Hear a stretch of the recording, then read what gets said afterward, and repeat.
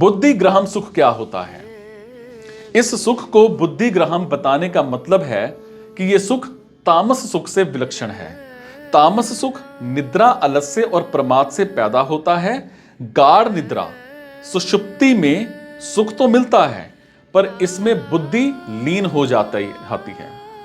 आलस और प्रमाद में भी सुख होता है, पर उसमें बुद्धि ठीक ठीक जागृत नहीं रहती और विवेक शक्ति भी खत्म हो जाती है। परंतु इस अत्यांतिक सुख में बुद्धि लीन नहीं होती और विवेक शक्ति भी ठीक जागृत रहती है। पर इस अत्यांतिक सुख को बुद्धि पकड़ नहीं सकती, क्योंकि प्रकृति का कार्य बुद्धि प्रकृति से अतीत स्वरूप भूत सुख को पकड़ ही कैसे सकती है।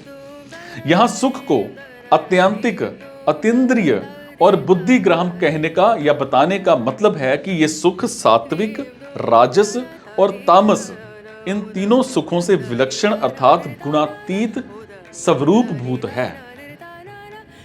ध्यान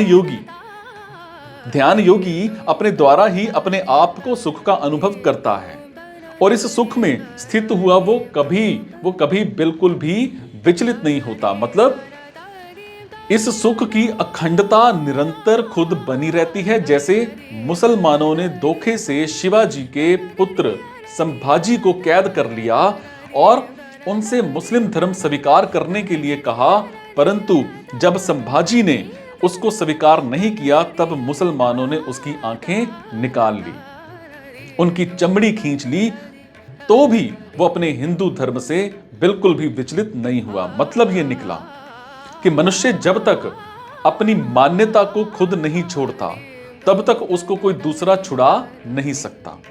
जब अपनी मान्यता को भी कोई छुड़ा नहीं सकता तब फिर जिसको वास्तविक सुख प्राप्त हो गया है उस सुख को कोई कैसे छुड़ा सकता है, और वो खुद भी उस सुख से कैसे विचलित हो सकता है?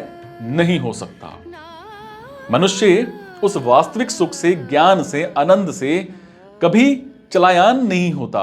इससे सिद्ध होता है कि मनुष्य सात्विक सुख से भी चलायमान होता है, उसका समाधि से भी व्युत्थान होता है, परंतु अत्यांतिक सुख से, आर्थिक तत्व से वो कभी विचलित और व्यथित नहीं होता, क्योंकि उसमें उसकी दूरी, भेद, भिन्नता मिट गई और अब सिर्फ वो ही वो रह गया। अब वो विचलित और व्यथित कैसे हो? विचलित और व्युत्थित तभी होता है जब जड़ता का किंचन मात्र भी संबंध रहता है, और जब तक जड़ता का संबंध रहता है तब तक वो एक रस नहीं रह सकता, क्योंकि प्रकृति सदा ही क्रियाशील रहती है।